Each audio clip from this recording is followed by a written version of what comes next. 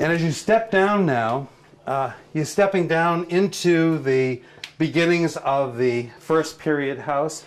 This would be what we call a lean-to, and in a colonial house it would be what you call a keeping room. And this typically is a long room, as you see, and the focal point of the room is the fireplace. It's where they would do all their cooking. They typically would have a fire here year-round. They would sleep here oftentimes in the winter because it was warm. The fireplace is exceptionally large, and again, it's probably over-furnished, but it has things in it that would be of the Pilgrim period, such as the blunderbuss on the top, and the fire back way in the back there, which is dated 1517. Wow. And I always like to show this Pilgrim broom. A lot of people are amazed by it. And you just found Well, everything? you know, I spend my time when I'm not restoring going to auctions. And a lot of people would say, well, it's impossible that you could collect Pilgrim. I mean, there wouldn't be that much of it around. It's 350 years. Well, there are people who collect everything. People who collect cars or guns or certain types of furniture. And there are those people who collect William and Mary. And they, like us, eventually die. And when they die, there's usually an auction. And when they have an auction, I'm there. And so, therefore, many of these pieces have come from collections that people have had for years, including this broom, which is this is all one piece, by the way, Rod. This is one. This is all attached to this. This is not something added on. And a good Pilgrim broom is one that supposedly stands by itself. And that's you can sweep with that? Yeah, this is what they sweep with.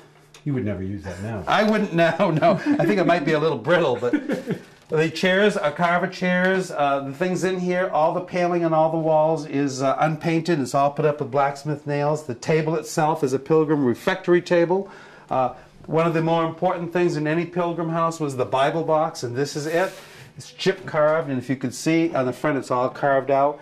And I think perhaps one of the misconceptions that a lot of us have is that the Pilgrim would be very simple, very plain, but it wasn't. It tended to be very ornately carved. A lot of it came from England, or they reproduced things out of heavy dark woods, including this piece down at the end.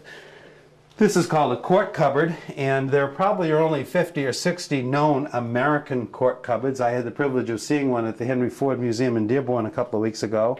And you can see that this is very heavily carved with a sunflower and tulip design down here. It's got the ebonized finish on the top of the finials. And this piece here is a piece that's a reproduction about 150 years old. On the top are Bella Marine jugs, and these are from the 1600s. They're German, and the type of pottery that they oftentimes used in these Pilgrim houses. The floor is brick. At the end of the room is a small room, and in a colonial house it would be called a mourning room. This is typically where women would have had their children, and then later it became perhaps a buttery. I think one of the interesting things about this room is the desk that you see here. This, excuse me, this desk was in the house when it was built in 1665, and along towards the 1800s there was a fire in the house, and it went out of a window, and the bottom drawer and base were broken. About 30 years ago, the family sold this to somebody here in this town, so when he learned that I'd bought the house, he completely restored it to the way it would have been in the 1600s. See, it's a well-construction desk. This happens to be something I found in the house. It was a little ad for the fact there was a restaurant in this house in the 1920s, and it gives the cost of the meal, and it's the Farley Garrison house. This house, yeah. Well, oh my gosh, yeah. Isn't that cool? The really interesting thing about the house to me is its history, in the sense it was built as a garrison house. And I have a copy of the original history of Billerica. And when this was built, it was built as a refuge for women and children against the Indians, so that there could be no shrubs or trees around the house, and they came here. And this next room is where they came. And it's very historic. You notice that the door itself is quite a primitive door with the latch, the wooden latch. And you'll also notice when you step into the room, the low height of the door.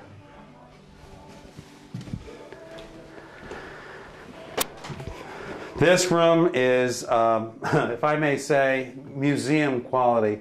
It's really unbelievable that it should have been saved all these years. This is what you call a summer beam, and this was done primarily in the 1600s. It's solid oak with a bead edge on it, and all the struts going out are all oak, just the way it was built in 1665.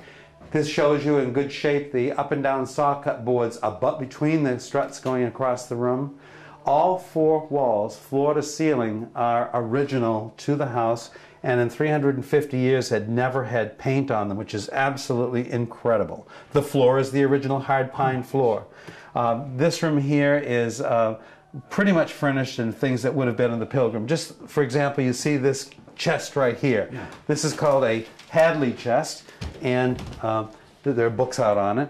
And and see how carved it is. And one of the interesting things to me about this chest is when I purchased it, a letter came with it. And the letter happens to be dated 1928.